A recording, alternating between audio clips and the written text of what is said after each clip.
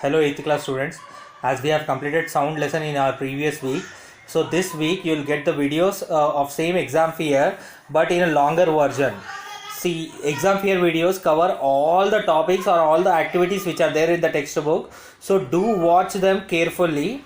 Okay, so this chapter is very small, so it doesn't need much attention as per the weightage and as per the number of pages in any comparison.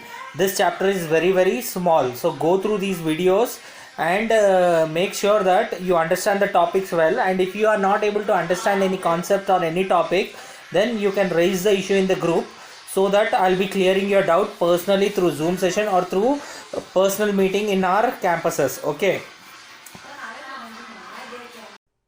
Hello friends, this video on Sound Part 12 is brought to you by examfear.com. No more fear from exam. So now let us try to understand the characteristics of sound waves in little more detail. Like you would have seen that different sounds are different. How do we distinguish one sound from another?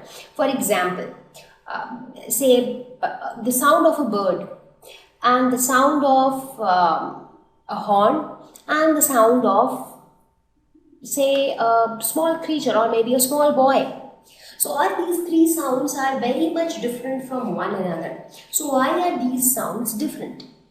Or how do we distinguish between different types of sounds? In fact, the way I speak, the sound which I produce and the sound which is produced by some other person, they also differ. So how do we characterize a sound wave?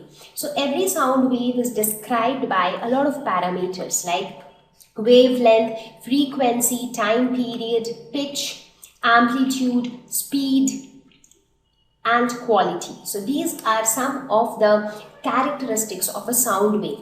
Now, whenever we say that two sounds are different, that means those two sounds must be differing from each other in one or more of these characteristics. So now we are going to talk about each of these characteristics of a sound wave. So because of this, you hear different sounds like sound of a guitar and the sound of the horn of a vehicle. They are very much different from each other because either they vary in wavelength or frequency or time period or pitch. So one of these has to vary between any two different sounds. So now before we talk about each of the characteristics of sound wave, let us quickly recall how exactly the sound waves are formed. I mean, why do we call it a wave? So whenever we say a wave, this is what comes to our mind, right? So how this variation comes into picture? This is how it comes. So if this is the source of sound, this is a source which produces sound, and this is the human ear which is receiving the sound. So in between this, how are these sound waves traveling? In the form of disturbance. So it is like a disturbance which makes the particles of the medium to vibrate. So these blue dots which you see here, they represent nothing but the particles of the medium. So in one of our previous slides, I showed you the animation how the particles vibrate. Now when you look at the overall picture, you will see that in some region the density is very high, in some region the density is quite low. Again there comes a region where the density is high, again the density is low, and so on. So here you have more number of particles, here less number of particles, here more, here less, here more, and so on. So based on this density of particles, this plot can be drawn. So here you see as the particles density increases, so it increases, it comes down. So these are known as compressions. So these regions are called compressions. Why compressions? Because compress means what? So when you compress a lot of things together, so here you see too many particles are being compressed together. So this is compression. And this region where the particles are like kind of spread, that is called rarefaction.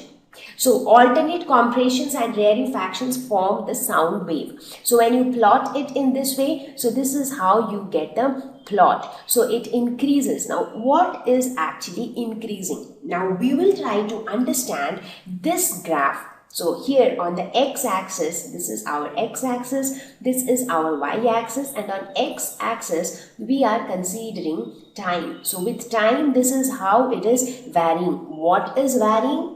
That is nothing but the amplitude. So on the y-axis we consider amplitude. Now you might be curious to know what is amplitude. So that is what we are going to understand now. But you understood, right, that this, how this picture of wave comes into scene. So let's talk about amplitude. Now when we talk about a sound wave, sound is always about how loud or how soft the sound is. For example, if I tap the table very gently, so the sound produced will be very less, right? But if I struck it very hard, then the sound produced will be more. So maybe you'll be able to hear this sound even from outside the room, because the sound is really, the volume is really high. Right? Now the question is, what determines whether the sound is loud or not? So that is determined by amplitude. So amplitude determines the loudness or softness of sound. So on what factor does it depend? It primarily depends on the force with which the object is made to vibrate. Now, as I said just now, if I tap the table, so what am I actually doing? If a sound is being produced, that means when I tap the table, something is vibrating within the table, and that vibration is producing sound. Now, if I tap the table very hard, in that case, I am applying a greater force. So when I apply a greater force, the vibration is also going to be more and the sound produced will be louder. So let us look at this example. This is your table, and in the first scenario, you very gently tap the table. So what will happen? The sound produced is also going to be very less. So in this case, force applied is less, amplitude is less, therefore loudness is also less. In the second scenario, you tap it extremely hard and fast. In this case, force applied is more, so the sound produced is also more, and therefore the amplitude is more. So loudness of sound is directly proportional to amplitude. Greater the amplitude, greater would be the loudness. So now let us try to understand this in terms of vibration, because whenever we are talking about sound waves, it is caused by vibration. So how is this amplitude associated with vibration? Like if I am applying a greater force, I am saying that the amplitude will be more, and if the amplitude is more, the vibration is going to be more and the sound produced will be more. So how is amplitude associated with the vibratory motion? So this is how the vibratory motion takes place. This is how vibration happens. So when this oscillation happens very fast, that is called a vibration. Okay, so let us try to see what is amplitude as far as this motion is considered. So if you look at it, this is the central position, correct? Now what is happening? It is going to this direction, it is coming back, again it is going to this direction, again it is coming back, again it is going to this direction, and so on. But what is happening in this entire scenario? You see, if this is the center position, from here there is a maximum distance which it travels in either direction. So this maximum distance is known as amplitude. And how does it depend on force? Now let us assume that this pendulum is there in your hand. You have a stone tied to a string. Now when it is at its central position here, and let us suppose it is at rest. Now you apply a force with your hand in this direction, and that is how it starts moving in this direction. Now if you apply a greater force, it will go greater distance on both the directions. If you apply a smaller force, it will go to smaller distance in either direction. So therefore your force applied is directly proportional to amplitude, and as the amplitude increases, your vibration will increase. Now, let us suppose in one motion, if the amplitude is very small, in that case, maybe this will go only till here, it will come back, it will go here, so only this much vibration. Now, if the amplitude is more, in that case, maybe it will go till here, come back, again it will go till here. So, you see the vibration is more in this case. So, this is how vibration and amplitude are related to each other.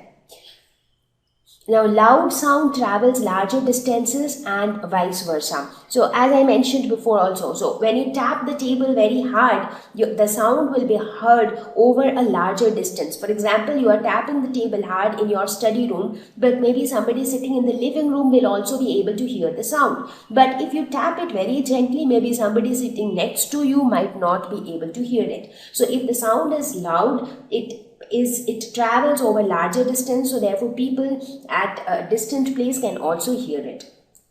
So this is amplitude.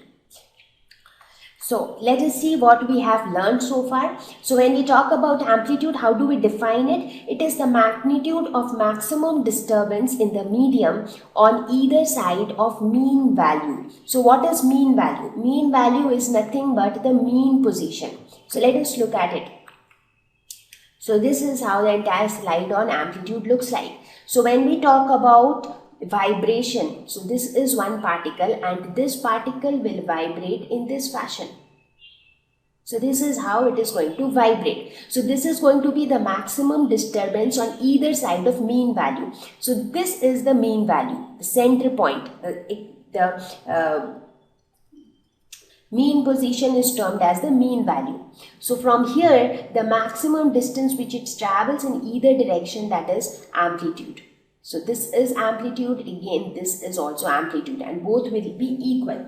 This is denoted by capital A mostly, and so when you measure the amplitude in terms of graphically, when you try to represent it, so this is how it looks like. So if you talk about a low amplitude, how will it look like? It will look something like this. Now, as this particle vibrates, it moves in this direction.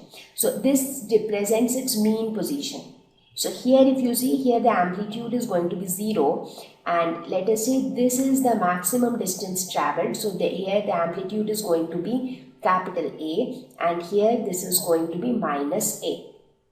So basically on the y-axis, on x-axis we are taking time, on y-axis we are taking displacement from the mean position. So if you see at this point, when it is at its mean position, this is 0. Now then it moves in this direction, so the displacement increases to the final value, which is amplitude. Again it falls back because it comes back like this and becomes 0. So again this also falls back and becomes 0. Then it further goes the same distance in the opposite direction. So this will also go the same distance in the opposite direction, that is minus A. Now once it reaches here, again it comes back to 0. So here also it will come back to 0. So basically from here till here, this represents one oscillation or one vibration. So this vibration, this much vibration is being represented by this one wave. So this is how a low amplitude will look like. If the amplitude is very high, in that case how the plot will change, this value is increasing because amplitude is denoted by the maximum value on the y-axis. So obviously the wave will look longer.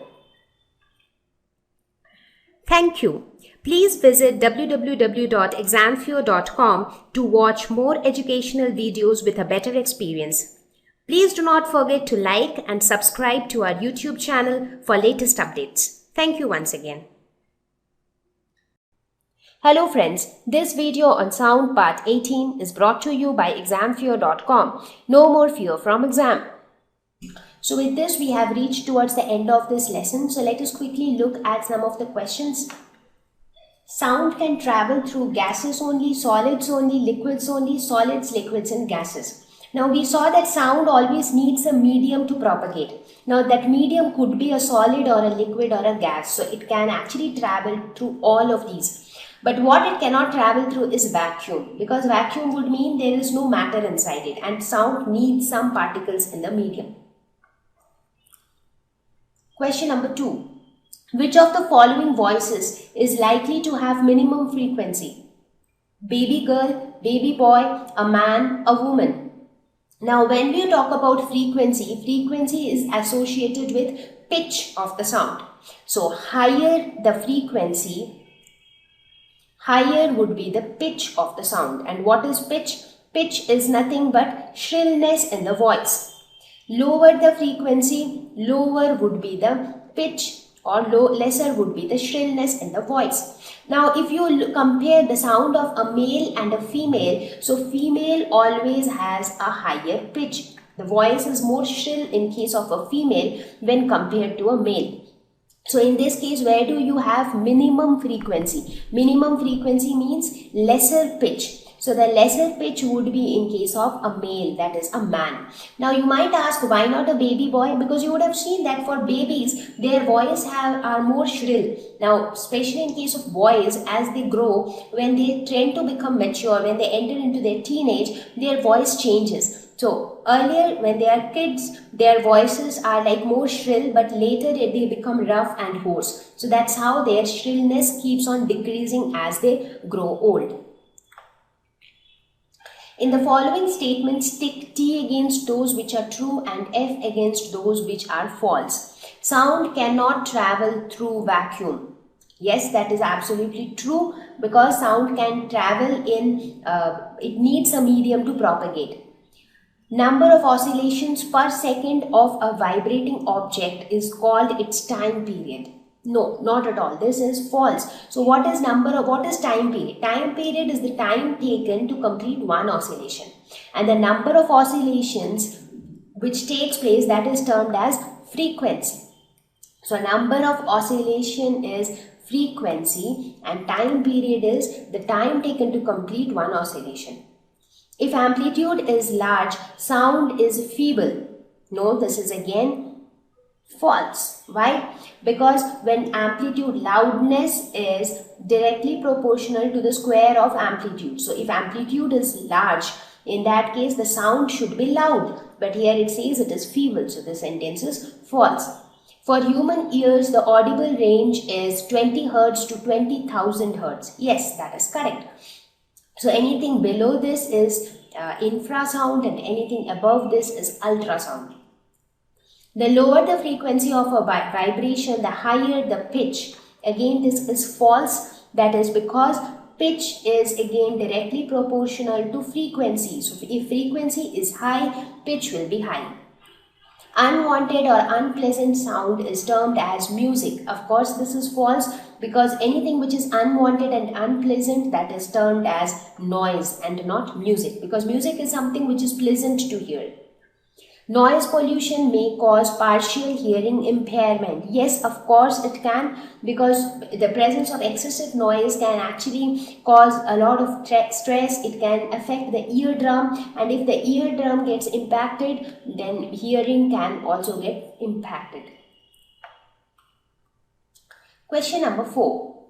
Fill in the blanks with suitable words. Time taken by an object to complete one oscillation is called time period. Loudness is determined by dash of vibration. I have always said that loudness is always dependent on amplitude. So loudness is proportional to the square of amplitude. Unit of frequency is Hertz, which is denoted as Hz. Unwanted sound is called noise.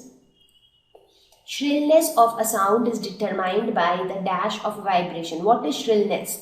Shrillness is nothing but pitch. So pitch is dependent on frequency of vibration. Question number 5. A pendulum oscillates 40 times in 4 seconds. Find its time period and frequency. Okay, so let us see what it is trying to say. So let us suppose you have a pendulum like this, which is oscillating 40 times in 4 seconds. So how many number of oscillations is 40 times, right? So basically we can say that frequency is 40. Frequency is nothing but number of oscillations, correct, per unit time. So that is frequency.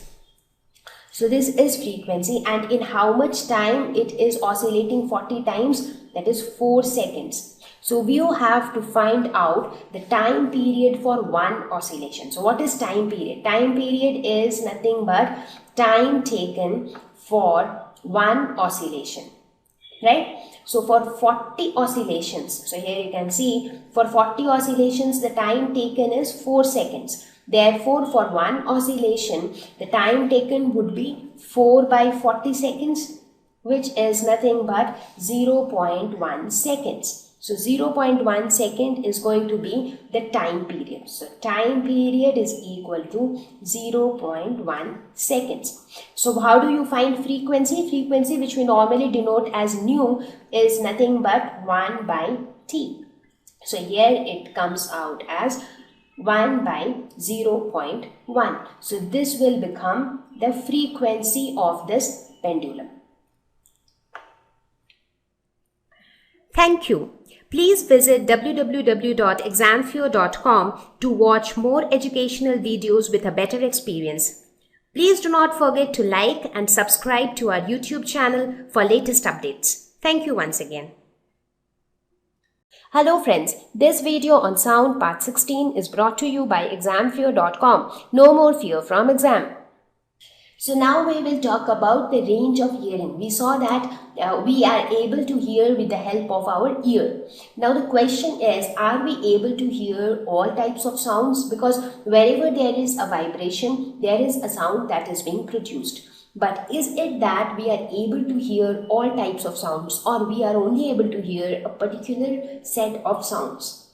So that is what we are going to talk in range of hearing. So it is the range of frequency of sound which is audible to a living being.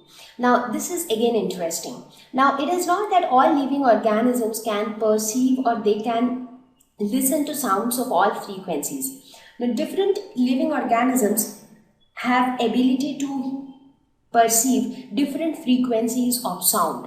Now for a better understanding, let us take the example of human beings. Now, in case of human beings, again, we also have certain set of frequencies of sound which are audible to us. We can hear only those frequencies of sound. So, based on that, sound have been categorized into two sections. One is the audible sound, the other is the inaudible sound. So, if you look at it, this represents the various frequencies of sound. Now, for human beings, the audible range starts from 20 hertz. So sounds of frequencies 20 hertz are audible to us, and we can hear sounds up to 20 kilohertz, that is 20,000 hertz. So this is our audible range. So all the frequencies which fall below this frequency range, they form audible sound because we can hear them. Now any sound with frequency lesser than 20 hertz are called infrasound, and a sound of frequency greater than 20,000 hertz is ultrasound. So infrasound and ultrasound are inaudible to human beings. Now please do remember that this I am talking only about human beings. Now as I mentioned that different living organisms have different range of hearing. So it is not that for every living organism this is the audible frequency. Now, if you compare the range of hearing for a dog or a cat or a human being, they are all going to be different. So, let us look at the range of frequencies for some of the different organisms. So, here we have considered some organisms like humans, dogs, dolphins, fish, sea lions, bats, frogs, birds and rodents. So you see on the x-axis I have taken the frequencies, and these frequencies are in hertz. So you see for human beings, just now I told you it is from 20 hertz to 20,000 hertz. So where is 20 hertz? It is here. 20,000 would be somewhere here. So you see for human beings it starts from 20 hertz to 20,000 hertz. So for dogs you see the range of hearing is even greater than human beings. So dogs can hear frequencies which fall in our inaudible range. Dolphins and dogs, they almost have same range of hearing. Fishes, again, they have different range of hearing. So you see for different organisms, they have different range of hearing. So whatever sounds we are able to hear, we feel that okay, only those sounds exist. But there are a lot of other sounds which exist which fall in our inaudible range. Thank you. Please visit www.examfear.com to watch more educational videos with a better experience. Please do not forget to like and subscribe to our YouTube channel for latest updates. Thank you once again. Hello friends, this video on sound part 17 is brought to you by examfear.com. No more fear from exam. So now that we are talking about sound, a very common word that comes to picture is noise, because noise is something which is also a sound, but we often use this term for undesirable situations. So what is noise? It is nothing but undesired high level of sound. So when the sound is like very high, of very high volume, at the same time it is not very pleasant to hear. So that is termed as noise. So some of the examples of noise are shown on the screen. For example, unnecessary honking of vehicles on the road. So do you think that, let's suppose, just consider two scenarios. In the first scenario, you are sitting inside your car and you are enjoying a music which is being played inside your car. So in that case, how will you feel? You will feel happy and pleasant and nice. In the second scenario, you are again inside your car, but this time there is no music being played in your car, or even if some music is being played in your car, you are constantly being honked by the vehicles which is present around you. So will you enjoy the honking of the vehicles? Not really. So those kind of sound which is not desirable, they tend to irritate you. They tend to make you feel frustrated. So these types of undesired sound is termed as noise. Now there are other examples. For example, say the bursting of crackers. So when you burst crackers, a very large volume of sound is produced, and that is also undesired to some extent. The sound of the aeroplanes while taking off, that is also a very high volume of sound. The band sound when during marriages or other functions, you will often see that a big crowd of people, they tend to play too loud music.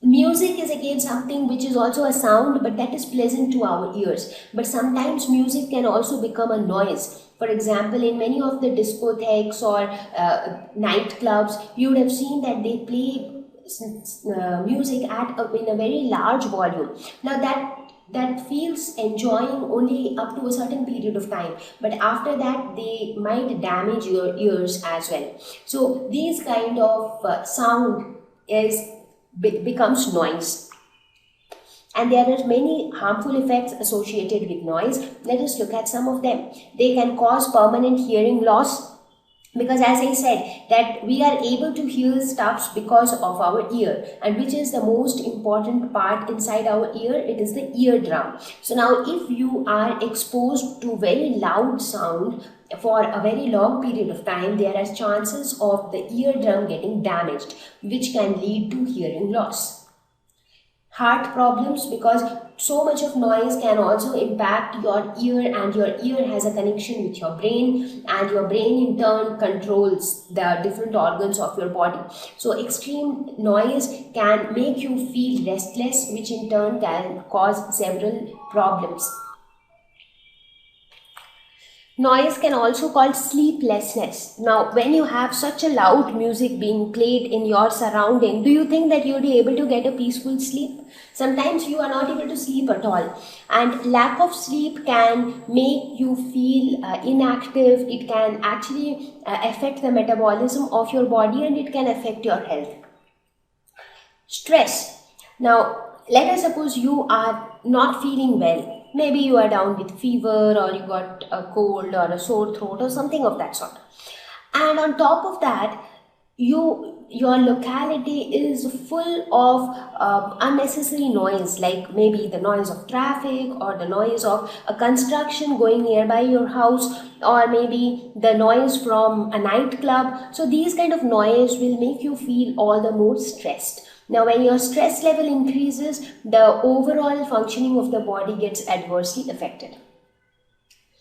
Now, because of so many harmful effects of noise, we have come up with a term called noise pollution. Like, we all know what is pollution. Contamination of air, water or soil with undesirable components is called pollution. So we have learned about air pollution, we know water pollution, we know soil pollution. Similarly, we have noise pollution. This means presence of unwanted noise in your surroundings. So presence of excessive undesired noise in the surroundings is called noise pollution. So that is when we say that the environment is full of noise pollution, too much of unnecessary noise. So one such example could be a construction work going somewhere. So that entire locality will have a lot of noise pollution, because when construction goes on, a lot of machineries produce a lot of sound. You also have sound of drilling. You have too many laborers working at the same place. So a lot of noises come into picture. Similarly, the noise of the traffic, when you have a bad traffic during the office hours, so the vehicles tend to honk unnecessarily on each other, and that also produce noise pollution. Now, since we saw the harmful effects of noise, we should actually take some measures to control noise pollution. So what are the things that we can do from our end to control noise? One is limit vehicle speed. Now, when the vehicles are like traveling too fast, what happens is everybody is in a hurry. So everybody is unnecessarily honking each other and creating noise pollution. So the speed of the vehicle should be limited. Avoid unnecessary honking. They should not honk without a specific need. Use of quieter engines in aircraft, because these aircrafts, they actually produce so much of noise that they can very easily cause temporary hearing loss in people. That is why you would have seen that the airports are generally constructed a little away from the residential areas of the cities. So if we can replace the engines with some quieter engines, then during the takeoff or landing, the sound produced will be lesser. Use of sound absorbent materials in industries. In industries and factories, there are a lot of huge machineries and they produce a lot of sound when they function. So if we can make use of some sound absorbent materials, like if we can make use of materials like curtains or the glass fibers which can absorb sound, so that the sound which are produced inside the industries remain confined within the industries and it do not pollute the surrounding areas. Limit sound level of crackers. Now, especially during festivals like New Year or Diwali, a lot of people, they burn a lot of crackers, and these days you have so many fancy crackers which keep bursting for a couple of minutes. So you actually have such loud sounds or such noise for a couple of minutes continuously. Now, especially burning of crackers should be strictly banned after a certain time at night, because sometimes it is seen that in some localities people tend to burn crackers the entire night. So others residing in the same locality will not be able to sleep properly and it will bother their daily routine. So that ways the use of crackers should also be limited.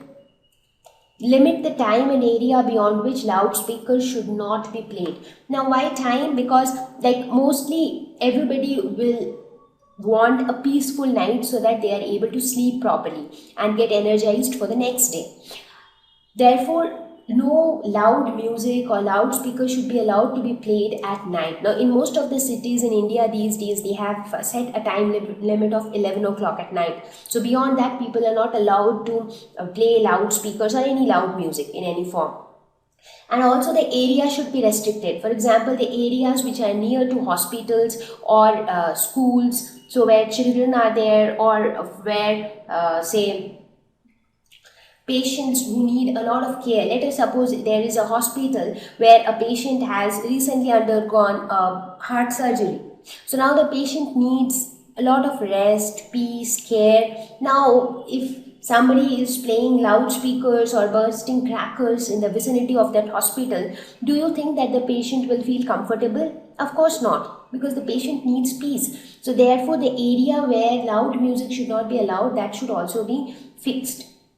So these are some of the things which should be done to control noise pollution. Thank you. Please visit www.examfear.com to watch more educational videos with a better experience. Please do not forget to like and subscribe to our YouTube channel for latest updates. Thank you once again. Hello friends, this video on sound part 19 is brought to you by examfear.com. No more fear from exam. Question number 6. The sound from a mosquito is produced when it vibrates its wings at an average rate of 500 vibrations per second. So what is the time period of the vibration? So in this case, what is given? The number of oscillations that is taking place over per unit time is given as 500. So what is this 500? This is nothing but your frequency. So your frequency, which we normally denote as nu, is given as 500 vibrations per second. So now we know how many oscillations are taking place in 1 second. So what are we supposed to find? We have to calculate the time period. What is time period? It is the time for one oscillation or one vibration in this case, right? So let us see how do we find this. So this is going to be 1 by nu. Why so? That's because if you see here, for 500 vibrations, it takes 1 second. So how much time will it take for one vibration? It is going to take 1 by 500 seconds. So you reached the same thing basically. So either you use it this way or you do it this way. So it is going to be all the same. So it comes out to be 0.002 seconds. So this is the time period of vibration. Identify the part which vibrates to produce sound in the following instruments. So here we have dholak, sitar and flute. Now as I have mentioned before, also in case of dholak we have this membrane which is a stretched membrane, and whenever a person beats on this membrane it vibrates and produces sound. So the stretched membrane is the vibrating part in a dholak. Now what about the sitar? In sitar we have the stretched strings, and these strings when they are plucked they vibrate and they produce sound. Now and in case of flute, it is nothing but a hollow pipe actually, but you have holes on the body of the instrument. So when you blow air through these holes, the air column inside starts vibrating, and due to the vibration of the air column, so air column vibrates inside and this vibration produces sound. Question number 8. What is the difference between noise and music? Can music become noise sometimes? Yes, of course, that is possible. So anything that is pleasant to hear, that is music, and anything which is undesired and unpleasant is noise. Look at these examples. Unnecessary honking of vehicles on the road is of course noise. The sound produced by bursting of crackers is again noise. In fact, your music can also turn into a noise when it is played at extremely high volumes. Like even if you go to a discotheque or a nightclub, maybe for the first couple of minutes or the first couple of hours, you might enjoy the loud music. But after that, many people, it causes headache. Some of them feel restlessness. Some of them do not feel irritated with that loud music. So music can also become noise if it is played at extremely large volume for a very long period of time. Question number 9. Your parents are going to buy a house. They have been offered one on the roadside and another 3 lanes away from the roadside. Which house would you suggest your parents should buy? Explain your answer. So now look at how the houses would be on the roadside. So the road will be full of vehicles, and most of the time you will be able to hear the honking of vehicles.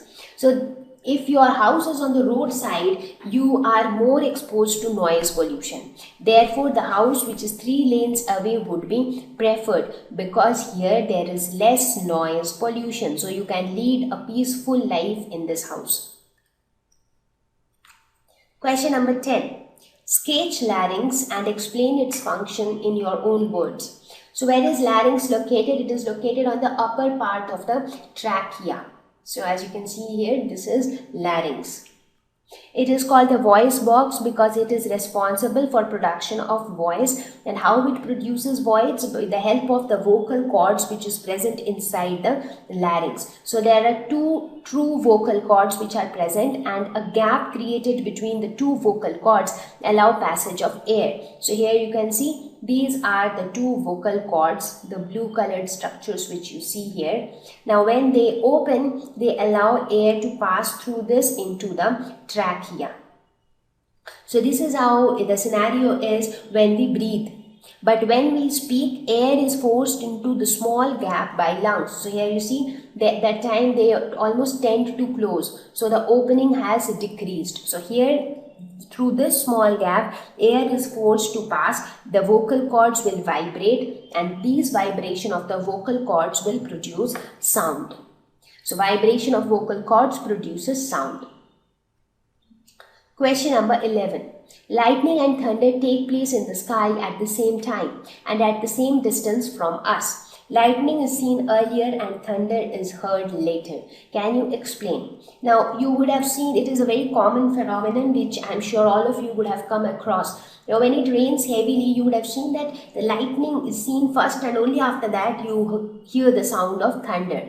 That's because both light and sound are waves and they need medium for their propagation. Now, light travels faster than sound. If you compare the speed of light and sound, there is a huge difference. The speed of sound is around 330 meters per second through air, whereas the speed of light is around 3 into 10 to the power 8 meters per second. So there is a huge difference between the speeds of the two. Now, since the speed of light is more, so light wins the race. So light reaches the destination before, and we are able to see the lightning before, followed by the sound of the thunder. So with this, we have reached towards the end of this lesson, and I hope that this lesson on sound would have helped you to gain an understanding on the basics. Please focus on the concepts, and then see you all in the next lesson. Thank you. Please visit www.examfear.com to watch more educational videos with a better experience. Please do not forget to like and subscribe to our YouTube channel for latest updates. Thank you once again.